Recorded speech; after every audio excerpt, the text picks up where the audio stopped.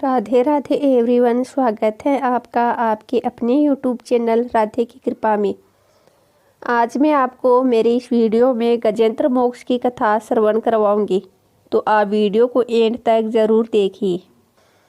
अति प्राचीन काल की बात है। द्रविड़ देश में एक पांड्यवंशी राजा राज्य करते थे। उनका नाम था इंद्रद्युम्न। वे भगवान की आराधना में ही अपना अधिक समय व्यतीत करते थे। यद्यपि उनके राज्य में सर्वत्र सुख शांति थी, प्रजा प्रत्येक रीति से संतुष्ट थी। फिर भी राजा इंद्रद्युम्न अपना समय राजकार्य में कम ही दे पाते थे। वे कहते थे कि भगवान विष्णु ही मेरे राज्य की व्यवस्था करते हैं, अतः वे अपने इष्ट परम प्रभु की उपासना में ही दत्तचित रहते थे। राजा इंद्रद्युम्न के मन में आराधना की लालसा उत्तरोत्तर बढ़ती ही गई। इस कारण वे राज्य को त्याग कर मल्य पर्वत पर रहने लगे। उनका वेश तपस्वियों जैसा था। सिर के बाल बढ़कर जटा के रूप में हो गए थे। वे निरंतर परम ब्रह्म परमात्मा की आराधना में लीन रहते थे। उनके मन और प्राण भी श्री हरि के चरण कमलों में मधुकर बने रहते। इसके अतिरिक्त उन्हें जगत की कोई वस्तु अच्छी नहीं लगती। उन्हें राज्य, कोष, प्रजा तथा पत्नी आदि किसी प्राणी या पदार्थ की स्मृति ही नहीं होती थी। एक बार की बात है, राजा इंद्रद्युम्न प्रतिदिन की भांति स्नानादि से निवृत्त होकर सर्वसमर्थ प्रभु की उपासना में लीन थे। उन्हें बाह्य जगत का तनिक भी ध्यान नहीं था।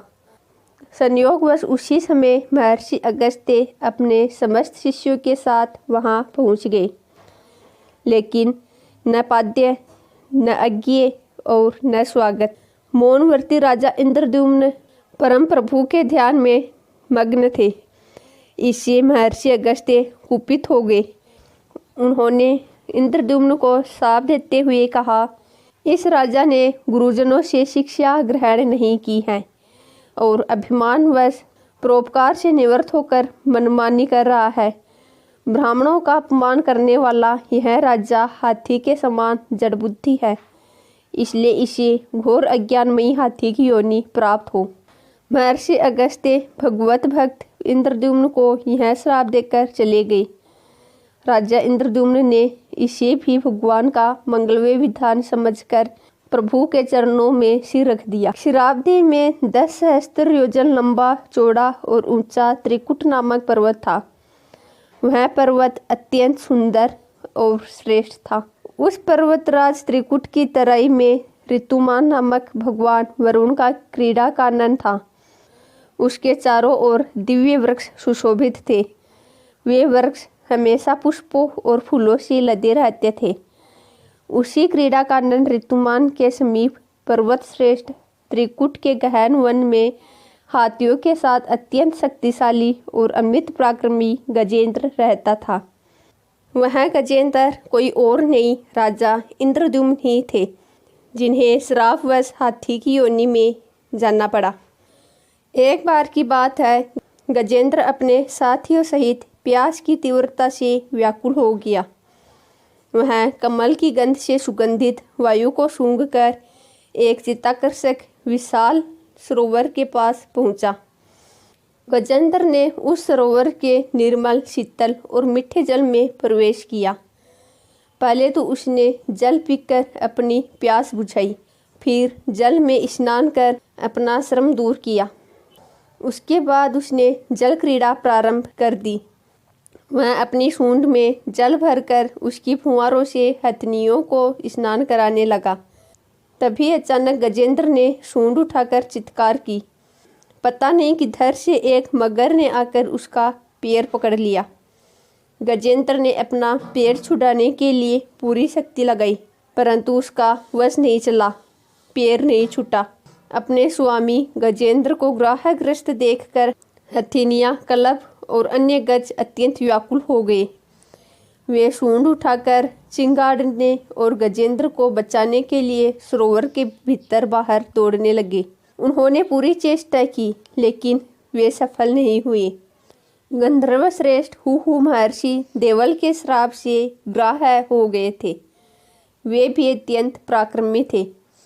संघर्ष चलता रहा। गजेंद्र स्वयं को बाहर खींचता और ग्राह्य गजेंद्र को भीतर खींचता। सरोवर का निर्मल जल गंधला हो गया था। कमल दल क्षत विक्षत हो गए। जल जंतु व्याकुल हो उठे। गजेंद्र और ग्राह्य का संघर्ष 1 सहस्त्र वर्ष तक चलता रहा। दोनों जीवित रहे। यह दृश्य देखकर देवगण चकित हो गए। अंततः गजेंद्र का शरीर शिथिल हो गया। उसके शरीर में शक्ति और मन में उत्साह नहीं रहा, परंतु जलचर होने के कारण ग्राह्य की शक्ति में कोई कमी नहीं आई। उसकी शक्ति बढ़ गई। वह नवीन उत्साह से अधिक शक्ति लगाकर गजेंद्र को खींचने लगा। असमर्थ गजेंद्र के प्राण संकट में पड़ गए। उसकी शक्ति और पराक्रम का अहंकार चूर चूर हो गया। वह पूर्णतया निराश हो गया, किंतु पूर्व जन्म की निरंतर भगवत आराधना के फलस्वरूप उसे भगवत स्मृति हो आई। उसने निश्चय किया कि मैं कराल काल के भय से चराचर प्राणियों के शरणे सर्वसमर्थ प्रभु की शरण ग्रहण करता हूँ। इस निश्चय के साथ गजेंद्र मन को एकाग्र कर पूर्व जन्म में सीखे श्रेष्ठ स्तोत्र द्वारा परम प्रभु की स्तुति करने लगा। गजेंद्र की स्तुति सुनकर सर्वात्मा सर्वदेव रूप भगवान विष्णु प्रकट हो गए। गजेंद्र को पीड़ित देखकर भगवान विष्णु गरुड़ पर आरूढ़ होकर अत्यंत शीघ्रता से उस सरोवर के तट पर पहुँचे। जब जीवन में निराश तथा पीड़ा से छटपटाते हुए गजेंद्र ने हाथ में चक्र लिए गरुड़ारूढ़ भगवान विष्णु को तीव्रता से अपनी ओर आते देखा, तो उसने कमल का एक सुंदर पुष्प अपनी सूंड में लेकर ऊपर उठाया और बड़े कष्ट से कहा, नारायण जगतगुरु भगवान आपको नमस्कार है। गजेंद्र को अत्यंत पीड़ित देखकर भगवान विष्णु गरुड़ की पीठ से कूदे और गजेंद्र के साथ ग्राह्य को भी सरोवर से बाहर खींच लाए और तुरंत अपने तीक्ष्ण चक्र से ग्राह्य का मुख फाड़कर गजेंद्र को मुक्त किया। ब्रह्मादि देवगण श्री हरि की प्रशंसा करते हुए उनके ऊपर फूलों की वर्षा करने लगे। सिद्ध और ऋषि महर्षि ब्रह्म भगवान विष्णु का गान करने लगे। ग्राह्य दिव्य शरीरधारी हो गया। उसने भगवान विष्णु के चरणों में सिर रखकर प्रणाम किया और भगवान विष्णु के गुणों की प्रशंसा करने लगा। भगवान विष्णु के मंगलमय वरद हस्त के स्पर्श से पाप मुक्त होकर गंधर्व ने प्रभु की परिक्रमा की और उनके चरणों में प्रणाम कर अपने लोक चला गया। भगवान विष्णु ने गजेंद्र का उद्धार कर उसे अपना पार्षद बना लिया। गंधर्व सिद्ध और देवगण उनकी लीला का गान करने लगे।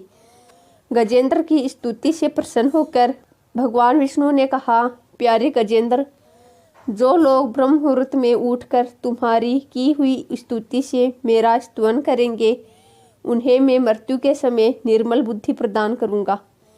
यह कहकर भगवान विष्णु ने पार्षद रूप में गजेंद्र को साथ लिया और गरुड़ारूढ़ होकर अपने दिव्य धाम को चले गए। आशा करती हूँ आपको यह कथा अच्छी लगी होगी। यदि आपको यह वीडियो अच्छी लगी तो वीडियो को लाइक एंड शेयर ज़रूर करें तथा चैनल को सब्सक्राइब करें, ताकि मेरी आने वाली लेटेस्ट वीडियो सबसे पहले आप तक पहुँचे। और कमेंट बॉक्स में राधे राधे ज़रूर लिखें।